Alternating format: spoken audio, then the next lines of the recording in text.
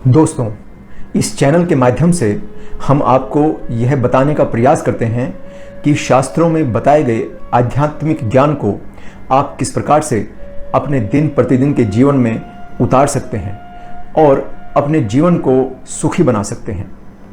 आज हम इस बात पर चर्चा करेंगे कि कृष्ण ने यह क्यों कहा कि फल की इच्छा मत करो, केवल कर्म पर ही तुम्हारा अधिकार है, और साथ ही यह भी बताएंगे कि इस ज्ञान का हम अपने जीवन में किस प्रकार से उपयोग कर सकते हैं। परंतु कृष्ण द्वारा बताए गए इस आध्यात्मिक ज्ञान का लाभ पाने के लिए आप इस वीडियो को अंत तक अवश्य देखें और साथ ही हमारे चैनल को सब्सक्राइब करें और अपने मित्रों के साथ भी इस वीडियो को शेयर करना ना भूलें। दोस्तों, जब भी गीता की चर्चा होती है तो एक विशेष श्लोक के बारे में अवश्य ही बात होती है। अध्याय 2 के 47वें श्लोक में कृष्ण ने कहा कि हे अर्जुन, तुम्हें अपना कर्म करने का अधिकार है, किंतु कर्म के फलों के अधिकारी तुम ना बनो। तुम न तो कभी अपने आप को अपने कर्मों के फलों का कारण मानो और न ही कर्म ना करने में तुम्हारी आसक्ति हो। इसलिए क्योंकि तुम एक क्षत्रिय हो और युद्ध करना ही तुम्हारा परम कर्तव्य है, इसलिए केवल युद्ध करने के लिए युद्ध करो। हार अथवा जीत तुम्हारे अधिकार क्षेत्र में नहीं है। प्रकृति में कारण और प्रभाव का नियम है, अर्थात जो भी कुछ घटित हो रहा है उसके पीछे एक कारण है। इस श्लोक में कृष्ण ने अर्जुन को यह बताया कि उसे अपने कर्तव्य पर ही ध्यान देना चाहिए। उसका परिणाम प्रकृति के नियमों के अनुसार उसे मिलेगा, क्योंकि समस्त प्रकृति में कारण और उसके परिणाम के बीच एक स्पष्ट संबंध है।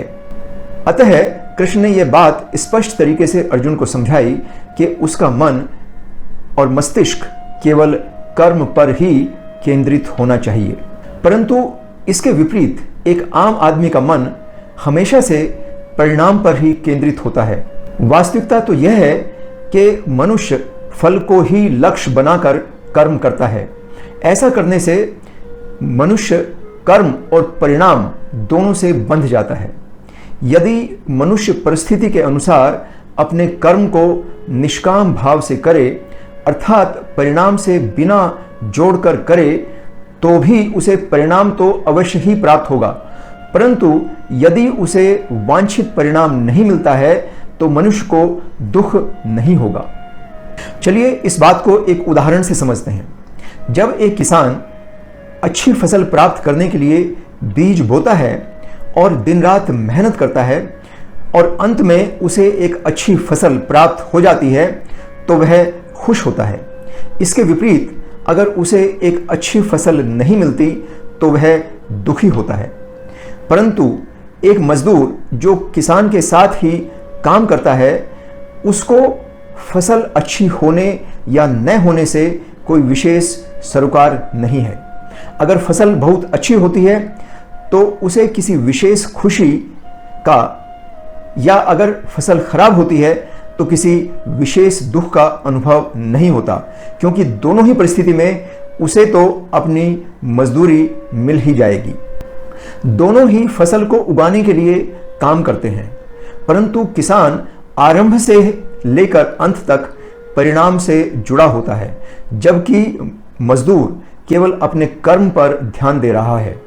इस कारण परिणाम के आने पर दोनों की मानसिक स्थिति भिन्न भिन्न होती है।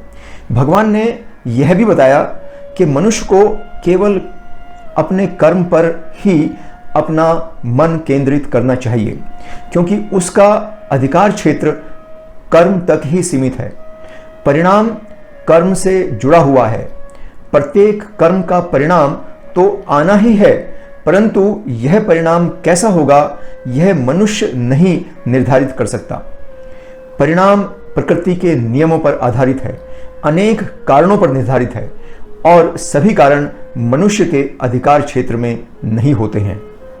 अतः कृष्ण ने कहा कि मनुष्य को अपने कर्म पर ही अधिकार है और परिणाम का अधिकार प्रकृति पर छोड़ देना चाहिए। भगवान ने कहा कि निष्काम भाव से किए गए कार्य में किसी प्रकार की हानि नहीं होती और इसलिए निष्काम भाव से किया गया थोड़ा सा प्रयास भी मनुष्य को परिणाम के भय से मुक्त कर देता है।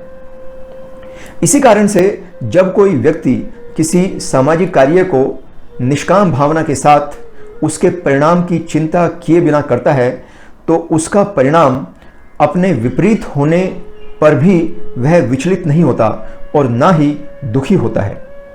कृष्ण ने यह भी बताया कि जो व्यक्ति परिणाम से विचलित हुए बिना निष्काम भाव से अपने कर्तव्य मार्ग पर चलते रहते हैं वे दृढ़ संकल्प वाले होते हैं। उनकी बुद्धि विभिन्न दिशाओं में भटकती नहीं है और जो व्यक्ति बिना अनेकों दिशाओं में अपनी बुद्धि को भटकाए हुए अपने पथ पर अग्रसर रहता है उसे अक्सर सफलता मिलती ही है।